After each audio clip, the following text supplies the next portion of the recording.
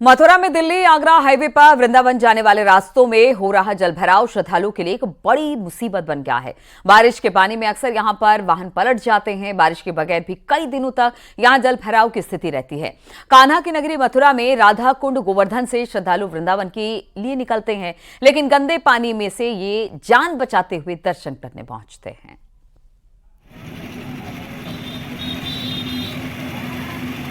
6 साल हो गई, बच्चे गिरते हैं, स्कूल जाते हैं। 5-6 साल से पानी भरा हुआ, लोगों की भारी दिक्कत आ रही है। कोई सुनवाई नहीं करता है, कोई नहीं सुन रहा 5-6 साल से। आपने किन किन अधिकारियों से कह दिया है? सारे अधिकारी पे सूचना है, कोई एक अधिकारी नहीं सुन रहा है।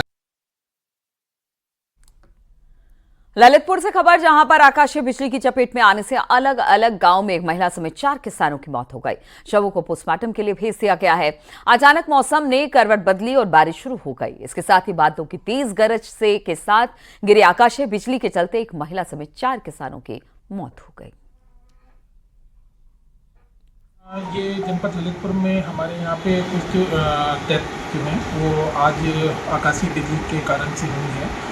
इसमें ललितपुर तहसील में हमारी 2 डेथ हुई है और एक तहसील मड़ावरा में ये डेथ हुई है। इसमें हमारा सभी से यही आग्रह है कि इस मौसम में ये सबके सब लोग घर में रहें और जहाँ पे भी हमारे 2 ऐप्स हैं उसको डाउनलोड कर लें। एक हमारा सचेत ऐप है, एक हमारा उत्तर प्रदेश का ऐप है। ये तो इन दोनों ऐप को जो है आप अपने मोबाइल में डाउनलोड कर लेते हैं तो इसमें तकरीबन 20 से 30 मिनट पहले ही जो है वार्निंग का सिग्नल आ जाता है और जहाँ पे बिजली गिरने वाली होती है उसके बारे में पता चल जाता है। तो मेरा सभी जनपद वासियों से ये आग्रह है कि वो इस ऐप को डाउनलोड करें और ऐप के साथ में अपनी जो है सुरक्षा के लिए खुले खेतों में ना रहें। और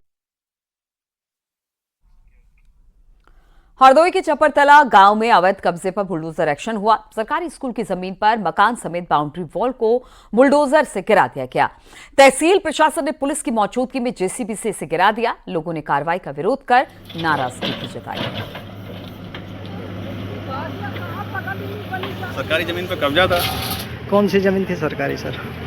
ये स्कूल की जमीन नाम है। स्कूल के जमीन का नाम किसके आदेश पे भाई है सर? मैडम के आदेश पर। एसडीएम जी सर। इसके पहले कोई नोटिस वगैरह इनको दी गई थी? बताया गया था सर। ये पीड़ित का कहना है कि कोई नोटिस, कोई इशू नहीं हुई थी, बगैर नोटिस के आए हैं और मकान ढहा रहे हैं। चलो ठीक, क्या कहेंगे कुछ? ठीक है। गाजियाबाद में ऑनलाइन स्टॉक पूरा करने पर कमाई का झांसा देकर ठगी का मामला सामने आया। लड़की के साथ साइबर ठगी की वारदात को अंजाम दिया गया।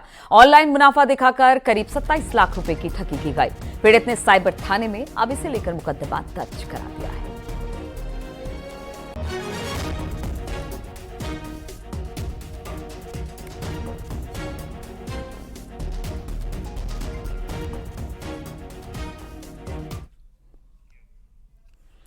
पूर्व मंत्री आनंद स्वरूप शुक्ला का बयान सामने आया है। अफजाल अंसारी के बयान पर पलटवार, कुंभ में गांजा वाले बयान पर पलटवार किया है। अफजाल मदरसों पर क्यों नहीं बोलते, आतंकी गतिविधियां, अवैध हथियारों पर क्यों नहीं बोलते, मस्जिदों मजारों पर अफजाल बोले।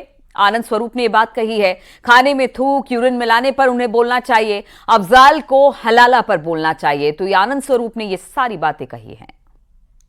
और हमारे पवित्र कुंभ मेले के बारे में जो ओछी टिप्पणी की है, मैं उसकी कड़ी निंदा करता हूं और मैं चेतावनी देना चाहता हूं।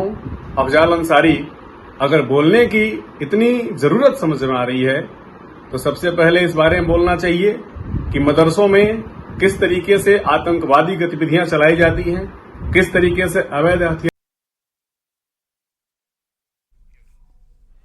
आइए आपको सुनाते हैं कि समाजवादी पार्टी के सांसद अफजाल अंसारी ने साधु संतों को लेकर क्या कहा, क्या विवादित बयान दिया था।